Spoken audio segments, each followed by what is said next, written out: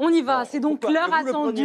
Non, je le prends pas mal. C'est notre choix éditorial. Et maintenant, c'est Christophe Castaner, c'est l'heure attendue du débat. Celui qui nous rejoint vient d'être élu délégué général de La République En Marche. Il est toujours secrétaire d'État chargé des relations avec le Parlement. On accueille donc Christophe Castaner. Bonsoir à vous. Merci d'être là. Bonsoir, M. Mélenchon. Et Jean-Luc Mélenchon vous écoute. Merci. C'est souvent le cas. Merci, mais je vous écoute toujours avec attention depuis de longues années, vous le savez bien, cher Jean-Luc Mélenchon. D'ailleurs, je vous écoute depuis 1h30, 33 même pour être exact, et j'entends à la fois le Jean-Luc Mélenchon que j'aime, que les Français aiment, avec sa faconde, avec son enthousiasme, avec son énergie, mais en même temps, j'entends un certain nombre de caricatures, d'approximations. J'entends d'ailleurs assez rarement des réponses aux questions qui vous sont posées, Thomas Langlais, Léa Salamé, et peut-être qu'on va tenter tous les deux d'aller un peu plus dans le fond des choses, et un peu plus sur des réponses aux questions. Parce que nous sommes, l'un et l'autre, responsables de deux mouvements politiques qui ont des approches différentes de celles des partis politiques que nous avons connus, mais nous avons, je crois bien, une culture, un rapport à la décision qui est très différent. Vous êtes dans l'idéologie, dans une ambition quelquefois révolutionnaire. Moi, je suis, au nom de La République En Marche, un pragmatique. La seule question qu'on se pose, chaque fois qu'on veut prendre une décision, chaque fois qu'on veut pousser une idée, c'est de savoir si elle est utile. Si elle est utile pour améliorer le quotidien des Français. Je pense qu'effectivement, on a sur ces sujets une vraie différence. Dans nos échanges, dans nos choix, systématiquement. C'est cette question-là. Et donc moi, je ne suis pas envahi par une idéologie du siècle passé. Je ne suis pas dans des cultures d'opposition systématique. Je ne suis pas là pour dénoncer l'ogre américain. Je ne suis pas là pour traiter mal les chefs d'État africains. Tout à l'heure, je vous ai écouté, vous avez parlé de blabla en disant que les chefs d'État africains s'étaient réunis hier. Si, blabla, vous avez dit ce mot. C'est un bon thème pour vous, le respect à l'égard des chefs d'État africains. Je pense. Je pense sans difficulté, je pense, M. Mélenchon, que parler de ce sommet entre l'Europe et les chefs d'État africains et parler de blabla n'est pas très satisfaisant. Je pense que quand vous évoquiez à l'instant, il y a une demi-heure... C'est plus professionnel, ça. Oui, mais je pense que vous aurez dû entendre son discours, notamment sur la question d'immigration hier, et ça vous aurait évité de dire qu'il n'y avait pas de difficultés migratoires et qu'on pouvait accueillir en France la totalité de celles et ceux qui voulaient venir. Vous l'avez fait tout à l'heure. Tout à l'heure. Écoutez, à quoi ça sert de commencer, Monsieur Mélenchon, vous commencez par dire qu'on va accueillir tout le monde, c'est pas ça que j'ai dit. Mélenchon. Nous avons parlé des travailleurs sans papier, j'ai dit que les travailleurs sans papier Monsieur Mélenchon, est-ce que vous souffrez d'avoir un interlocuteur qui puisse éventuellement vous contredire? Mais j'accepte, à la condition qu'on ne dise pas des choses que je n'ai pas dit. Mais tout à l'heure, à la question. Alors, votre question, Christophe Castaner, la parole est ouverte. Ça viendra peut-être plusieurs fois, Monsieur Mélenchon, à condition que vous répondiez aux questions. Oui, si et répondre aux questions, ce n'est pas mentir. Vous avez commencé cette émission, par exemple, en abordant la question de l'égalité entre les femmes et les hommes pour le salaire dans l'entreprise. Ce type, vous parliez du président de la République, a décidé que ce serait tous les 4 ans. C'est faux. Il est prévu dans le texte que s'il n'y a pas d'accord entre les salariés et l'employeur, il y aura une négociation. Et s'il n'y a pas d'accord sur la négociation, il y aura la mise en place d'un plan annuel. Annuel, ça veut dire chaque année, sur l'égalité femmes-hommes. Et si jamais la question n'est pas posée, nous avons prévu dans la loi quelque chose qui n'existait pas. C'est qu'effectivement, ce soit obligatoirement posé. C'est ça la réalité. Vous êtes aujourd'hui dans une théorie. Vous nous avez expliqué, par exemple, que les 2 000 milliards de dettes de la France, on n'allait pas les payer. Et puis, au même moment... j'ai dit ça? Mais parce que vous expliquez que c'est la Banque européenne qui doit les payer et pas la France. Vous avez dit ça tout à l'heure. Non, j'ai dit que la Banque européenne devait les racheter. Et si vous voulez, on parle de la dette tout de suite. Et donc, on commence par ça. Mais est-ce que je peux aller jusqu'au bout? Non, mais vous en êtes au 5e thème, alors il faut pouvoir discuter. Mais est-ce que vous voulez que toute l'émission, ce soit que vous dans un monologue? Est-ce que vous voulez insulter les gens qui vous interrogent comme vous l'avez fait à l'instant? Est-ce que vous voulez, comme c'est vos réseaux vous-même qui le faites, Monsieur Mélenchon, je prends parce que vous êtes fâché là avec une interlocutrice. Mais non, je suis pas fâché. Et l'autre interlocutrice, Monsieur Mélenchon, qui est une chef d'entreprise, ça vous a été présenté. La France Insoumise tweet au même moment pour information. Voilà qui est vraiment Pauline Léniaud, petite patronne de PME, affirme Léa Salamé. Pourquoi chaque invité doit être le représentant de l'ultralibéralisme? Je crois que votre grande difficulté, Monsieur Mélenchon, c'est qu'au fond, dans la pratique politique, vous êtes toujours isolé, vous êtes toujours seul et vous êtes surtout toujours contre les autres. Dans la mobilisation de la rue syndicale, et je peux respecter ceux qui s'opposent aux ordonnances sur le travail, qu'est-ce que vous avez fait? Vous avez expliqué que c'était la faute des syndicats. Votre échec à l'élection présidentielle où vous arrivez en 4e position, à un moment, vous avez expliqué que c'était la faute de Benoît Hamon. Je pense qu'à un moment, vous avez une vraie difficulté. C'est que vous êtes un collectif avec un désaccord permanent, et on l'a vu sur toute une série de députés. Vous avez même dit tout à l'heure qu'au fond, la moitié de votre groupe avait des opinions différentes de la vôtre. Je pense que ce n'est pas comme ça qu'on arrive à transformer la France. Moi, je vous fais des propositions simples, Monsieur Mélenchon. Alors, on y va. Vous étiez, c'est un débat. Jusqu'à présent, quelqu'un qui défendait l'idée européenne. Vous étiez de gauche, vous étiez internationaliste, vous étiez pro-européen. Est-ce qu'aujourd'hui, le Jean-Luc Mélenchon qui est en face de moi, c'est celui qui tient le même discours que Margaret Thatcher, I want money back, et je sors de l'Europe. Et les Européens, aujourd'hui, sont en train de négocier la sortie de l'Europe pour les Anglais, 50 milliards que les Anglais vont devoir payer. Sur le pouvoir d'achat des Français, est-ce que j'ai le Jean-Luc Mélenchon qui défend effectivement le pouvoir d'achat des Français et qui se mobilise contre la baisse des 5 € d'APL, ou est-ce que j'ai le Jean-Luc Mélenchon qui refuse la loi de finances, qui refuse l'augmentation de 200 € pour le minimum vieillesse, 200 € pour l'allocation en dit handicapé, ou qui refuse l'augmentation de la prime d'activité qui va profiter à 2,5 millions de Français.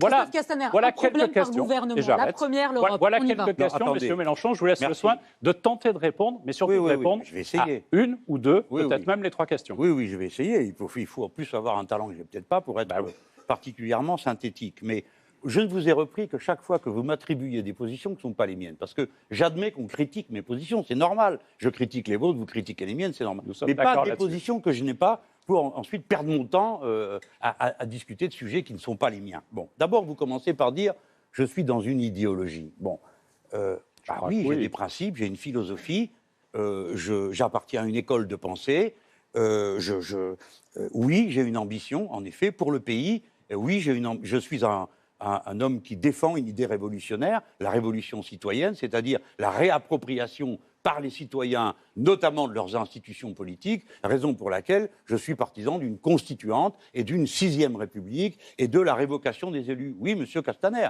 mais je ne considère pas ça comme une honte, c'est le contraire. Je pense que c'est bien, au moins on peut me critiquer. Non, mais on peut me critiquer sur le tout. Oui, j'ai une vision du monde, vous aussi. Monsieur Castaner, vous êtes en proie à une vision du monde. Contrairement à vous, je ne hais pas, je reprends vos mots, je ne hais pas cette société et ses valeurs. Tout à l'heure, vous avez utilisé ces mots, je les trouvés brutaux. Moi, je trouve que cette société française, elle mérite d'être défendue.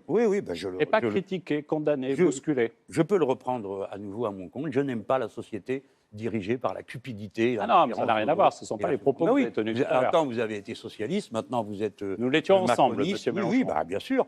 Moi, moins longtemps que vous, parce que vous avez encore eu le temps de prendre une pause là-bas dans les Bouches-du-Rhône. Vous étiez sénateur, je n'étais pas encore adhérent du Parti socialiste. Eh bien, vous voyez, comme quoi tout arrive. Sénateur socialiste. Hein. Quel est le sens de la remarque? Mais c'est vous qui m'interpellez sur mon côté socialiste. Je vous rappelle qu'on a au moins cela en commun. Bien sûr, mais vous savez, tout le monde est au courant. Hein. J'ai quitté le Parti socialiste en 2008. On n'est pas parti si nombreux que ça, mais finalement, la suite a montré que par rapport aux socialistes, c'était d'une certaine manière moi qui avais raison. Nous avons tous nos ruptures. Ou vous qui avez raison, c'est-à-dire que ce parti contenait une droite et une gauche et qu'elles ne pouvaient plus vivre ensemble. Bon, sur l'Europe. je reviens quand même sur l'idée, j'assume. Ensuite, vous dites celui qui s'oppose à tout, bien sûr, je m'oppose même temps, je propose. Nous sommes premiers opposants et premiers proposants. Le programme qui s'appelle L'Avenir en commun comporte 350 propositions. Il y a 40 livrets qui proposent des centaines d'autres. Parlons d'Europe. En Europe, est-ce que vous avez un allié? Oui, mais vous commencez par dire que je n'avais pas de proposition, je critiquais Tours. J'ai bien oublié de vous dire. Maintenant, venons sur... Non, attendez, j'ai pas fini. Alors, s'il vous plaît. Non, mais d'abord, vous me faites l'honneur de m'attribuer un raisonnement. Je suis d'accord avec vous. J'ai une vision du monde et j'affirme, vous, Monsieur Castaner et Monsieur Macron, vous avez une vision du monde. Vous croyez à la théorie économique du ruissellement, c'est-à-dire que vous venez de donner 4 milliards et vous avez donné, par la suppression de l'impôt sur la fortune, et ensuite une flat tax qui va vous coûter des milliards, qui limite la contribution des plus fortunés au devoir commun de l'impôt. Et à partir de là, vous avez une intention que je comprends, qui est de se dire plus ils sont riches, plus ils ont d'argent, plus ils vont savoir où le mettre. On vous a dit 10 fois que ce n'était pas vrai, que ce n'était pas le cas. Il ne suffit pas que vous disiez laissez nos intentions. Oui. On les porte Vos nous-mêmes. intentions sont une chose. On les porte et on les défend nous-mêmes. Ça correspond à quelque chose qui existe. Quand j'ai demandé à Monsieur le maire, ministre talentueux s'il en est un, je lui ai dit, mais honnêtement, qu'est-ce qui vous permet de croire que les milliards que vous venez de leur donner, ils vont les remettre dans l'économie réelle? Vous savez ce qu'il m'a répondu? Vous n'étiez pas là, c'est normal, vous ne pouvez pas être là tout le temps. Là, il a dit le bon sens.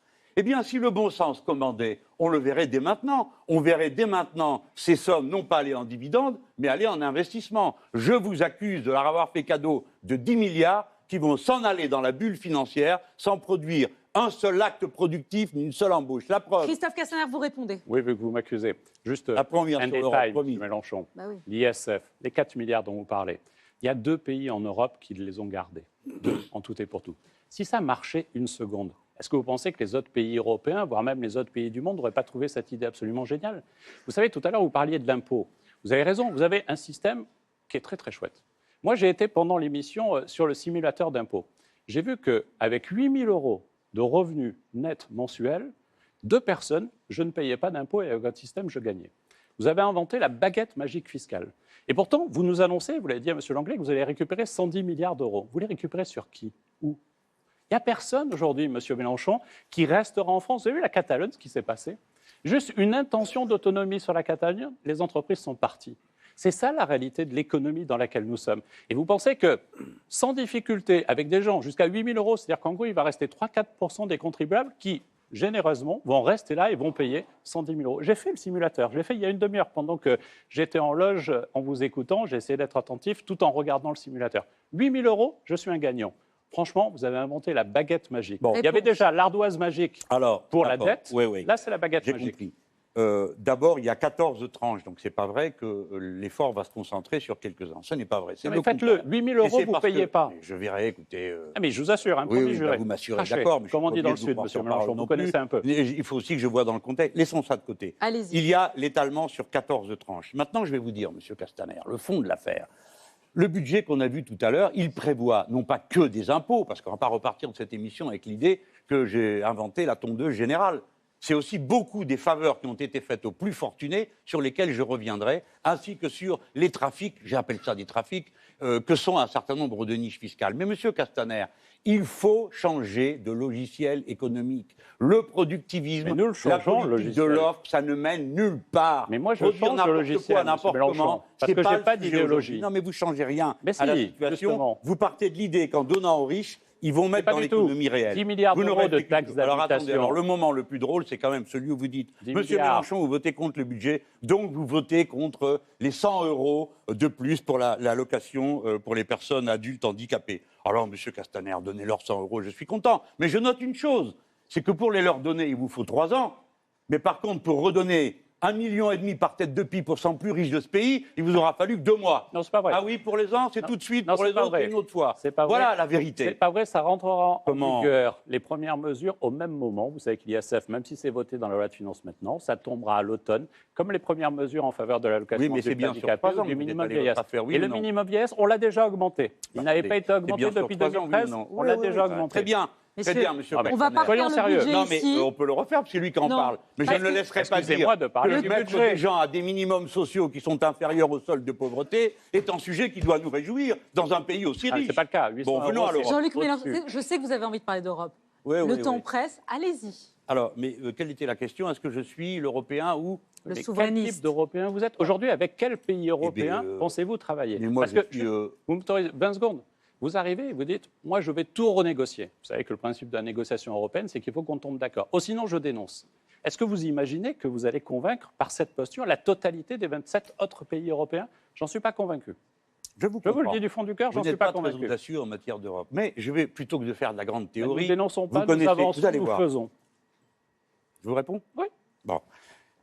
Au lieu de faire de la grande théorie, je vais vous donner un exemple précis. Mais d'abord, je vais vous dire une chose. Oui, en effet, il y a un plan A pour changer les structures de l'Europe parce que nous allons mourir. Parce que cette Europe est en train de se déglinguer. Parce que dans tous les pays, ce sont des chocs sociaux. Parce que les frontières des nations craquent. Nous avons un énorme problème. Ensuite, nous avons un problème d'une dette irremboursable. Donc je propose une conférence européenne sur la dette. Vous voyez, c'est raisonnable. Je propose une conférence européenne sur les frontières parce qu'il faut que nous ayons un mode de règlement pacifique quand les frontières bougent, pour qu'elles ne bougent pas ou qu'elles bougent dans des conditions pacifiques. C'est arrivé, la Tchéquie s'est séparée de la Slovaquie, il n'y a pas eu un coup de fusil de tiré. On a eu de la chance, mais il y a d'autres pays où on aura peut-être moins de chance. Vous voyez, 2 propositions. Voilà le genre d'Européen. Quelle Europe, quel territoire européen? Comment vous la redessinez, la frontière? Alors, jusqu'à l'Ukraine. Non, mais j'en sais rien, ça dépend des situations. Entre la Slovaquie... Attendez. Vous aviez plaidé pour l'Europe romaine, en fait. Attendez une seconde. À qui je réponds? Parce que vous posez une question subsidiaire au passage. Non, je vous demande de préciser. Je dis, quand il y a un problème de frontière, il faut avoir un endroit où en discuter calmement pour que ça ne soit pas la guerre. Voilà ce que je dis. Et je dis que comme les frontières craquent partout, on a intérêt à s'y prendre avant plutôt qu'après. Et y compris pour rediscuter des frontières qui ont bougé sans qu'on soit d'accord, comme la frontière de Crimée. Bon. Maintenant, la proposition centrale, elle est économique. Nous devons changer le statut de la Banque centrale européenne et rendre possible la convergence sociale et la convergence fiscale. Donc, juste abroger... avec qui? Oui, ça vient. D'accord. Donc abroger 3 des articles du traité de fonctionnement de l'Union européenne. Voilà, ça c'est l'objectif. Vous me dites avec qui? Eh bien, je vais vous donner un exemple. Le glyphosate. La République française a décidé qu'il n'était plus question de distribuer du glyphosate et que d'ici 3 ans, il n'y en aurait plus. On vote, paf, on est plié. C'est les autres qui gagnent. Le glyphosate, il y en a pour 5 ans et on rediscutera dans 5 ans. Qu'est-ce qu'on fait? Le président de la République va-t-il dire « Ah ben, puisque vous ne voulez pas, tant pis, on boira du poison à tous les repas ». Non. Il a dit « Dans 3 ans, on arrêtera ». Le président de la République, le Premier ministre a dit autre chose à mes camarades mercredi dernier. Mais attendez, il a dit pareil, ça tombe bien. Voilà. Donc, plan A, je vais voir tout le monde et je leur dis pas de glyphosate. Là-dessus, les autres disent, je m'en fiche, il y aura quand même du glyphosate. Plan B, vous n'en avez pas. J'en ai un. Non mais... Plan B, c'est quoi? Vous mettez au même niveau. Le commissaire européen a dit, le commissaire à la Banque centrale européenne. Mais laissez-moi creuser cet exemple. Non, mais donnez-moi un pays avec lequel vous allez travailler en convergence. Oh, il en faudra 27. Il en faudra 27. Bon, alors, mais il faut que je vienne tout de suite et on passe. C'était ma question, c'est pour ça. Non, mais ça a un intérêt de regarder les cas. On peut parler de glyphosate si vous voulez. Des raisonnements comme ça dans le vide. Il vous convainc pas, Jean-Luc Mélenchon, quand il dit plan A, je négocie sur le glyphosate, ça ne me plaît pas, plan B. Parce qu'on est dans la dénonciation, en disant ça va pas, et là on est d'accord. Mais vous avez 2 façons de faire. Soit vous continuez à dire ça va pas, ça va pas, ça va pas, et je vais changer tous les autres, soit vous discutez avec eux. Et au fond, systématiquement, parce que vous êtes toujours isolés, parce que tout à l'heure vous insultez Angela Merkel et l'Europe et tous les pays européens, comme vous l'avez fait à l'instant avec les chefs d'État africains. Je pense que dans le dialogue, il faut du respect. Mais peut-être pas, ça sert à rien, Monsieur Castaner, de dire vous insultez, vous tout ça. Mais c'est un constat. Ça n'existe pas. Mais non. Je vous donne un exemple concret. Que va faire le président de la République? En ce moment, il y en a un qui se fout de votre gouvernement, et de mon pays au passage, c'est le commissaire chargé de la santé. Il dit, si les Français veulent interdire, il n'y a qu'à le faire, ils n'ont qu'à interdire. Vous savez combien il y a de produits en France avec du glyphosate, dit-il avec un gros sourire? 700. Le temps qu'ils interdisent ça, on verra la prochaine fois. Pourquoi fait-il ça? Il se moque de nous. Je vais vous dire pourquoi il le fait. Et pourquoi il ne faut pas que vous laissiez faire. Mais la dernière fois qu'on a dit qu'on ne mettra plus de produits sur les cerises, je sais que c'est un peu bizarre, les Français ont dit, là c'est terminé, on ne met plus ce produit-là sur les cerises, c'est dangereux. Les cerises qui viennent du Canada, des États-Unis, de je ne sais pas où, vous les gardez chez vous. Lesquelles cerises on ne pouvait pas empêcher d'entrer en France? Celles de l'Union européenne. Parce que le règlement de libre circulation interdit qu'on fasse un obstacle à la circulation, fût-ce de cerises empoisonnées. Par conséquent, si demain vous supprimez le glyphosate, vous serez obligé de dire « nous ne laissons pas entrer en France les produits qui sont glyphosatés ». Aussitôt, vous avez droit à un procès. Deuxièmement, vous avez le CETA dans les pattes, l'accord de libre-échange avec le Canada, parce que dans cet accord de libre-échange, ce n'est pas prévu. Mais tout ça n'a rien. Mais ça, c'est le libre-échange. Et si vous essayez d'être concret juste quelques secondes. Moi, j'étais maire de Fort-Calquier. Non, pas du tout. Les cerises, non, c'est pas assez concret. Pas du tout. Je vais vous donner une réalité concrète. Il vous reste 2 minutes, Christophe. J'étais maire pendant 15 ans d'une charmante commune qui s'appelle Fort-Calquier. Dès 2002, c'est pas mal, Fort-Calquier, il faut le dire. Et vous êtes le bienvenu. Dès 2002, j'ai interdit le gaucho et le régent dans ma commune. Depuis 10 ans, il y a 0 pesticides. Donc, je n'ai pas de difficulté là-dessus. Mais qu'est-ce qu'on a fait? On a mis en place des produits différents, de substitution. Et c'est exactement, plutôt que de faire des grands discours sur le glyphosate, l'engagement du président de la République, soutenu par le Premier ministre, c'est de faire en sorte que d'ici 3 ans, nous proposions à nos agriculteurs des produits de substitution pour qu'ils n'utilisent plus, pour eux, comme pour les consommateurs, le glyphosate. Et donc, on sort du débat totalement théorique de la question du glyphosate, on se donne les moyens d'en sortir. Vous savez, je suis élu d'un territoire rural. Ni à votre problème de plan B en Europe, pardon, monsieur Castaner. Non, parce qu'on le change, on change l'Europe. Sur les travailleurs détachés, je sais que vous considérez que ça ne suffit pas, mais on a fait bouger les lignes. Rien. Vous ne ferez jamais bouger les lignes. Mais bon, parce que vous serez seul. Vous avez comme essayé, vous verrez après. Non, mais les Français. C'est pas moi. Monsieur Mélenchon, c'est pas moi, ce sont les Français. Rien du tout, hein. Monsieur Mélenchon, c'est pas moi, ce sont les Français qui ont décidé que vous ne seriez que 4e à l'élection présidentielle. Non, ils n'ont pas décidé que je serais 4e. Si, ils ont décidé qu'ils préféraient avoir monsieur machin, puis madame truc, puis... Vous êtes arrivé 4e, c'est assez proche. Écoutez, monsieur Castaner, tâchons d'aller au bout d'une idée si on peut. Quand vous dites... Nous allons proposer dans 3 ans, nous allons chercher s'il y a des méthodes de substitution. J'ai une bonne nouvelle pour vous. Elles existent déjà. Mais vous n'avez pas convaincu les agriculteurs. Un reporter qui a fait ça magnifiquement. Mais vous n'avez pas convaincu les agriculteurs et je pense qu'on ne peut pas leur dire du jour au lendemain arrêter vos activités. Allez, une conclusion. Maintenant, je sais, je suis élu dans les Alpes de Provence. Les agriculteurs, je travaille avec eux au quotidien. Bon, très bien. Sur des difficultés comme le glyphosate ou comme le loup qu'on a vu dans le 20h tout à l'heure. D'accord. L'agriculture vous dites l'agriculture bio, nous sommes en train de prendre des mesures. Oui, vous avez pris une mesure, vous avez supprimé les aides qui permettent le maintien des agriculteurs. Non, c'est pas vrai, monsieur Mélenchon. Au lieu de créer un marché, c'est mon idée, je peux faire ma proposition. Oui, mais c'est un mensonge. Donc, restez sur une idée de fond, pas sur un mensonge. Non, c'est une parole gracieuse. C'est un constat. C'est un constat, c'est un mensonge. Nous n'avons pas supprimé. Quand je dis qu'une discussion, c'est du blabla, c'est pas une insulte pour ceux qui parlent, c'est un constat. Pour le chef d'État africain, moi, oui, monsieur Castaner. Il ne faut pas vous biaiser avec les faits. La contradiction. Vous biaisez avec les faits. Vous n'êtes pas le gouvernement d'autre chose que le gouvernement des riches. Ah, ça y est, vous n'êtes pas autre chose que le gouvernement des productivistes. Vous allez continuer à maintenir les centrales nucléaires alors qu'elles sont dangereuses. Vous allez maintenir toute une série de processus de culture qui sont dangereux. Vous allez nous imposer le CETA alors qu'aucun Français, jamais, aucun Parlement n'a voté sur ce texte. Et vous n'êtes donc même pas un gouvernement qui a le souci de la démocratie. Et vous n'avez pas de plan B sur le glyphosate, si bien que vous êtes là, comme des ballots, une main devant, une main derrière. Il y en a un qui dit dans 3 ans on arrêtera tout, et l'autre qui s'appelle Premier ministre qui dit on ne changera rien. Vous ne pensez pas que c'est caricature ce mot. Vous étiez beaucoup plus poli face à lui, celui qui s'appelle Premier ministre. Essayez d'être respectueux. Et c'est comme ça que vous arriverez à travailler avec vous devriez respecter les gens, monsieur Castaner. Moi, je le suis, vous vous moquez du monde. Vous étiez il y a un an socialiste, vous ne l'êtes plus. Et maintenant, qu'est-ce que vous faites? Vous venez ici avec des choses qui sont des mensonges.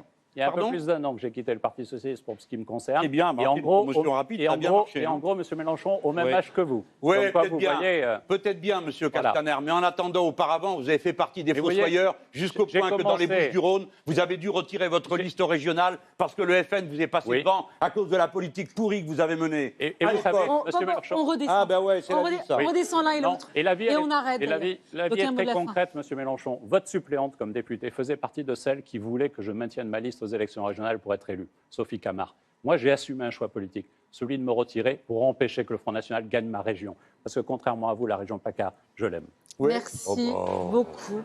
Merci. Contrairement à vous, la France, je l'aime. C'est absurde. Quelle raison avez-vous de penser que je n'aime pas Parce que la façon de l'aimer, c'était d'empêcher que le Front National la dirige. Moi, j'ai au moins fait cela. Vous avez eu votre discussion. Moi, j'ai au moins fait cela. En attendant, c'est votre camarade qui a maintenu dans la 3e la candidature qui a permis au Front National de prendre un secteur de Marseille. D'accord? C'est vous étiez PS. Pardon, le temps presse. Merci Christophe Castaner. Je sais pas si on arrive à comprendre quelque chose à cette histoire. Non, mais bon, une chose est sûre, monsieur Mélenchon, c'est qu'ils n'ont eu aucune réponse. C'est dommage. Merci d'avoir accepté de donner la contradiction à Jean-Luc Mélenchon. Merci Christophe Castaner. Merci monsieur Castaner. À bientôt, monsieur Mélenchon. N'hésitez pas à revenir. C'est bientôt.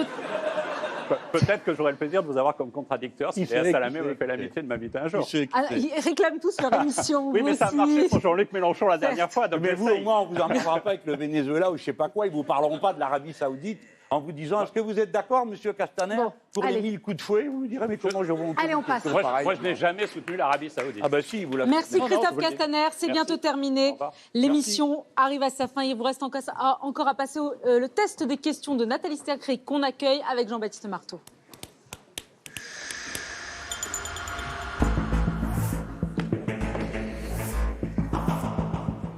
Dans un instant, Jean-Baptiste Marteau vous donnera les résultats du sondage Ipsos Sopra Steria pour savoir si vous avez ou non convaincu les Français. Mais d'abord, quelques questions avec Nathalie Stercré. Vous commencez par vous excuser pour avoir publié un reportage tronqué sur mon discours ou pas? La rédaction du 20h s'est excusée, il me semble. Ils se sont excusés pour avoir tronqué effectivement vos propos. Merci. Et ils ont repassé la déclaration en son entier. Très bien. Alors, je voudrais revenir un tout petit peu sur ce débat. Au début, on a retrouvé une espèce de tonalité un peu bonhomme de Jean-Luc Mélenchon, un peu éloigné du fameux bruit et de la fureur de dans le temps. Et puis, il y a quelque chose qui ne vous a pas plu tout d'un coup, c'est la laïcité. Et je ne parle même pas du Venezuela, pour lequel vous avez eu des propos vis-à-vis de Laurence Debré assez méprisants. Alors, moi, je voudrais juste vous faire préciser une chose. Non, je n'ai pas le calendrier de Manuel Valls, mais je trouve que vous êtes allé un peu rapidement en besogne sur Daniel Obono. Vous dites c'est son avis, je ne fais pas la police de la pensée, chacun peut penser ce qu'il veut. Est-ce que c'est vraiment un avis de considérer que la loi de 2004, et je la cite, est infâme, la loi sur les signes religieux? Est-ce que c'est un avis? J'ai déjà répondu. Non, attendez. Donc il n'y a pas de problème, on peut penser ce qu'on veut dans votre mouvement, y compris... Il n'y a pas de problème. On peut penser ce qu'on veut. La liberté de conscience est totale dans la République française et aussi dans mon mouvement. La seule chose qui compte, madame, je vais vous expliquer. Je vais vous expliquer pour que vous compreniez. Si nous étions un parti, moi je suis membre d'un parti, le parti de gauche. Bon, si nous étions dans un parti, évidemment, on traiterait le sujet différemment. On dirait il y a une ligne et une seule. Non, mais attendez, vous allez jusqu'où dans les avis qu'on peut avoir? Quand on est... Oh, ça va, hein. Je vous pose la question. Oui, c'est ça. Dans 5 minutes, ça va être est-ce qu'on a le droit de... Bon. Je vous demande, non. Oui. Alors, cette manie que vous avez d'interrompre les gens, moi, ça fait 2 heures que je suis là sur le grill, d'accord? Ça fait 2 heures que je vous écoute. Je vous pose juste une question de précision. Alors, je continue ce que j'étais en train de vous dire. Un mouvement, ce n'est pas la même chose qu'un parti. Un mouvement, le nôtre, il est fédéré par des plans d'action. Nous sommes d'accord. Et sur des programmes. Nous sommes tous d'accord sur le programme.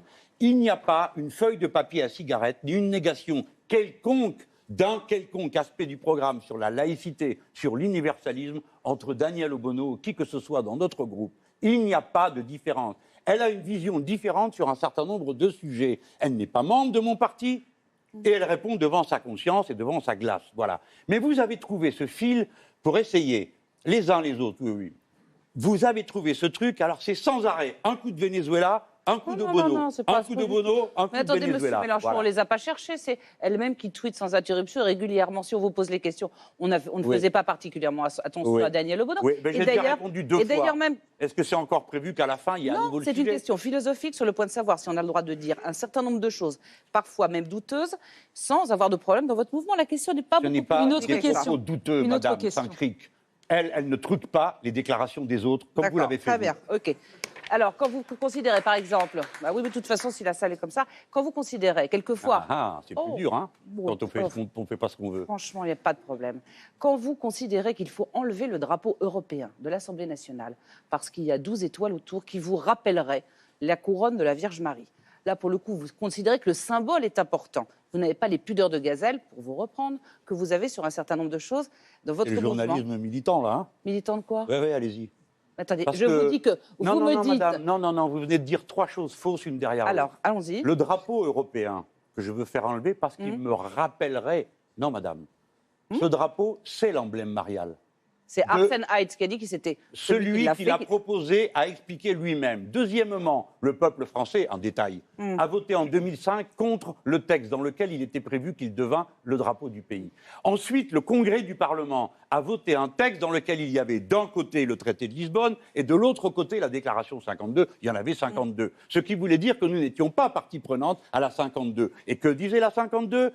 Qu'ils voulaient pour eux le drapeau. Donc le peuple français, premièrement, le Congrès du Parlement, deuxièmement, ont voté contre et vous voulez qu'on le mette. Maintenant, pourquoi le drapeau est dans l'hémicycle?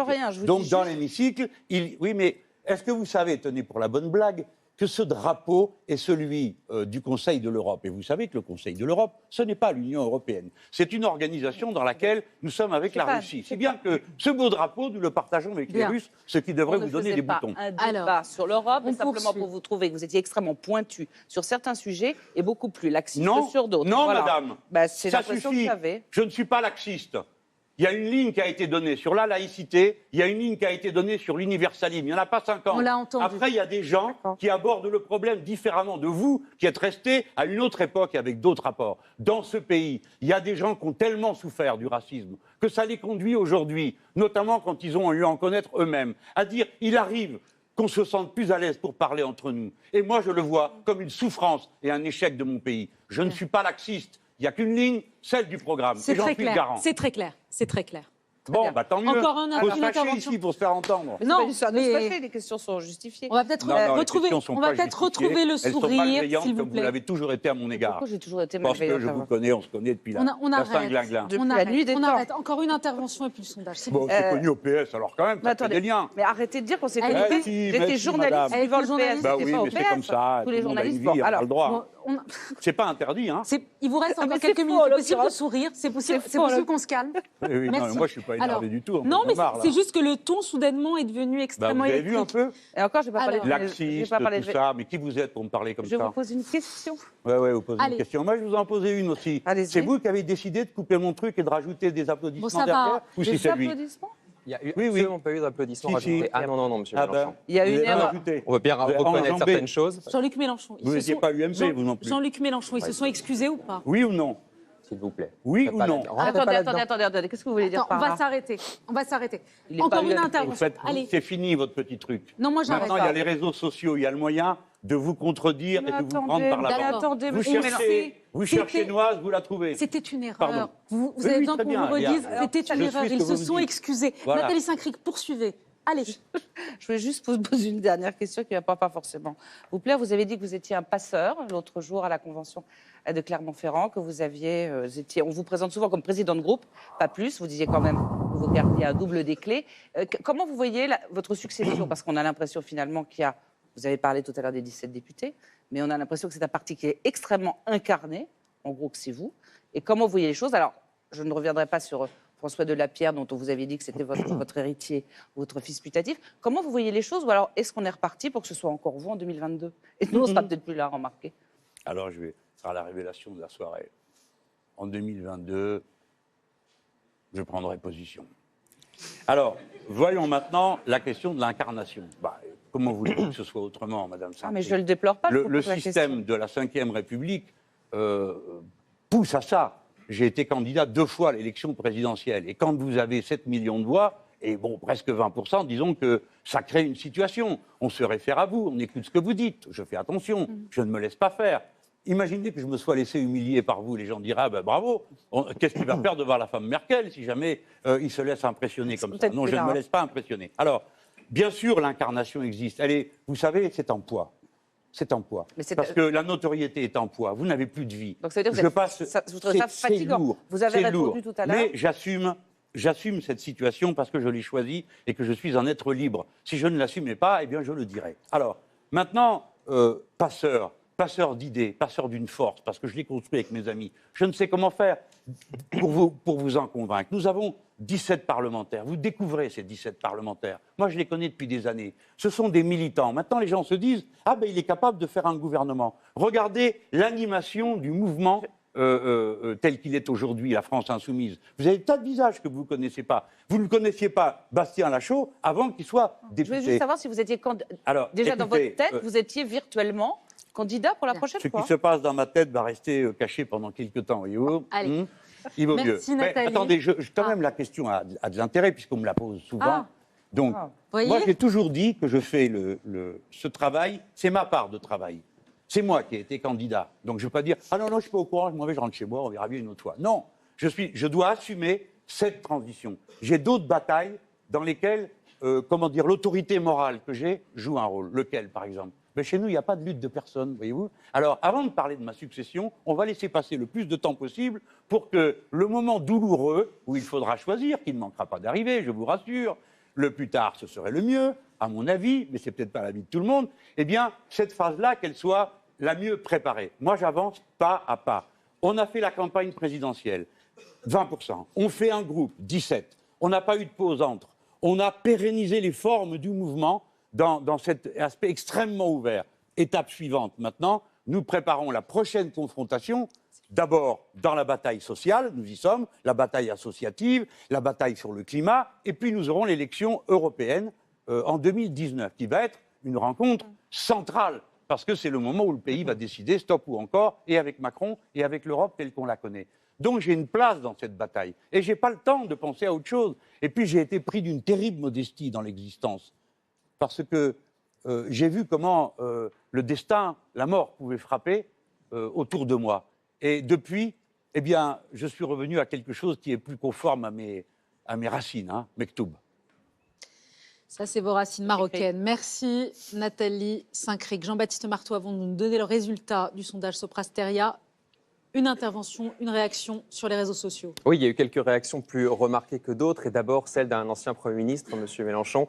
Manuel Valls, que vous aviez qualifié tout à l'heure d'extrême droite. Il a réagi lui aussi avec ce tweet sur la République, la laïcité ou la lutte contre l'antisémitisme, dit-il.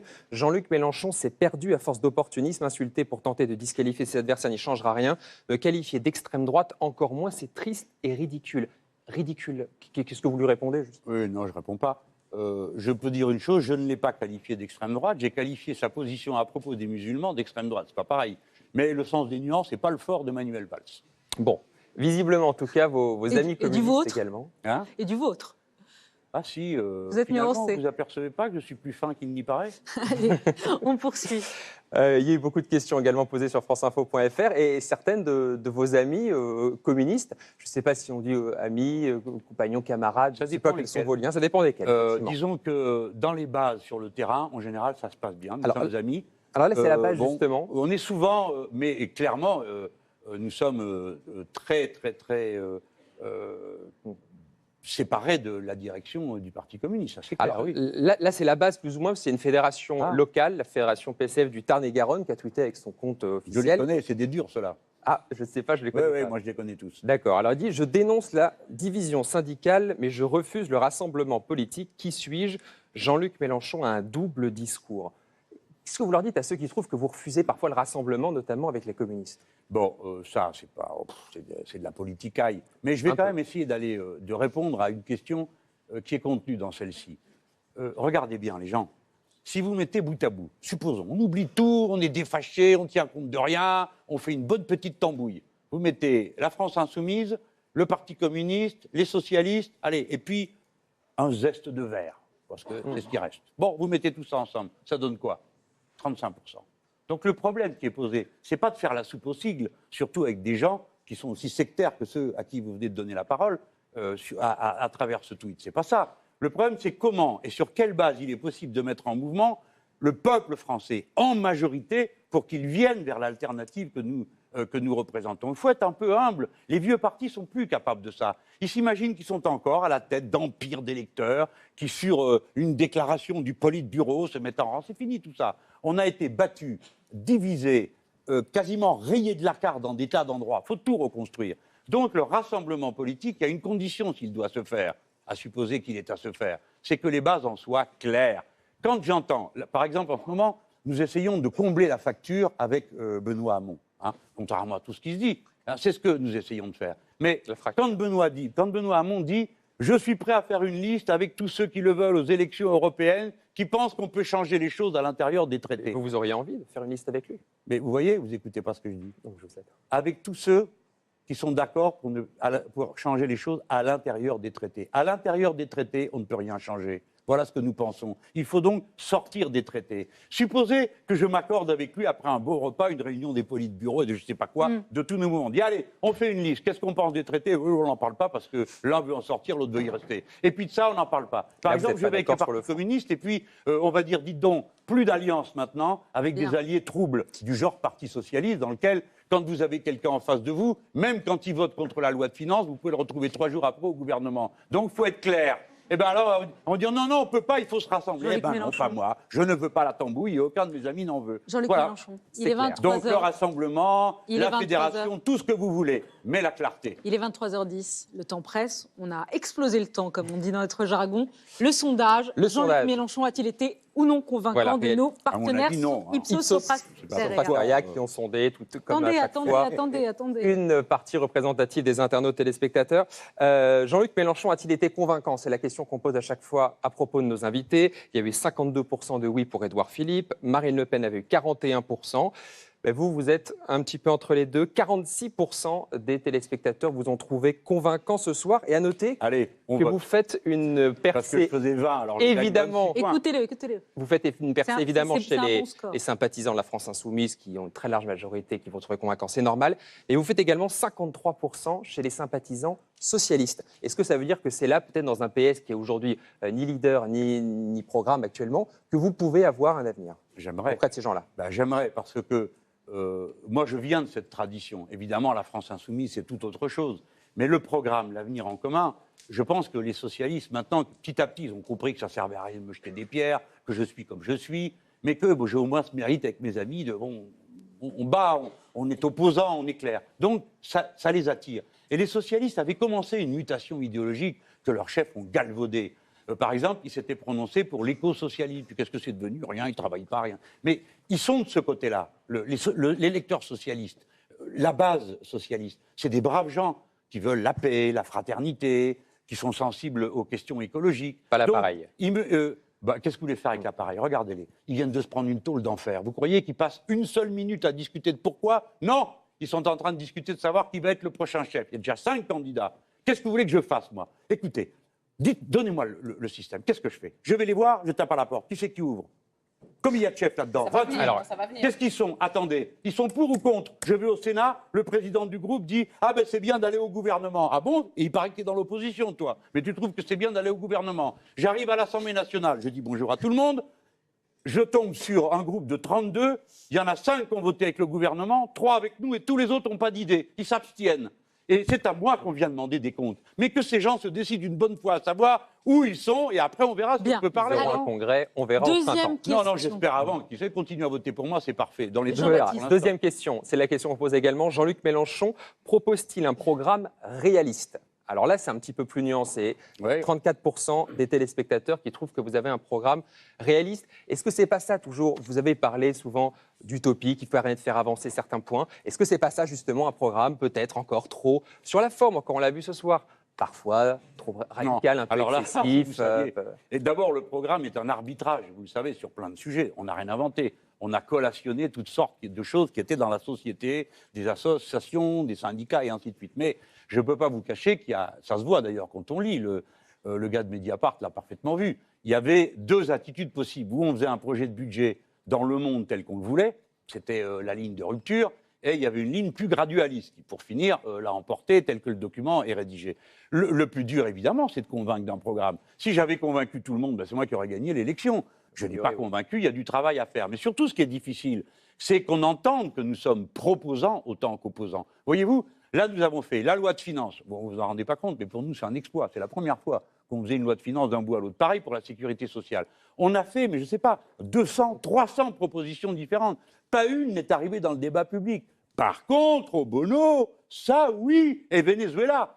Tout ça est absurde, y compris Daniel Obono a fait un travail magnifique comme parlementaire, proposant des dizaines de choses, pas une fois on en parle. Donc, pour nous, c'est la difficulté. C'est la vie, c'est une démocratie. Que l'opposition. Pardon ? Être plus dans la proposition que l'opposition. Nous sommes sans arrêt, mais il faut qu'on ait un écho, il faut travailler, qu'est-ce que vous voulez ? C'est pour ça qu'on a fait un mouvement. La démocratie, c'est d'accepter de perdre et de vouloir gagner.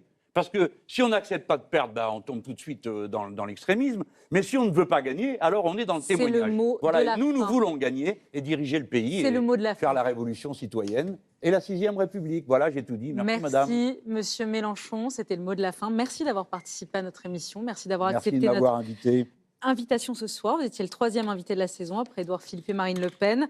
L'émission politique n'est pas finie. Dans quelques secondes, 5 invités prestigieux. Ah oui, vous allez m'assassiner en 4 minutes. Non, pas du tout. Il y aura Clémentine Autain. Il y aura même Clémentine Autain. Vont me rejoindre pour juger votre prestation. Restez avec nous. Dans quelques secondes, le débat continue sur France 2. À tout de suite. Et merci encore, Jean-Luc Mélenchon.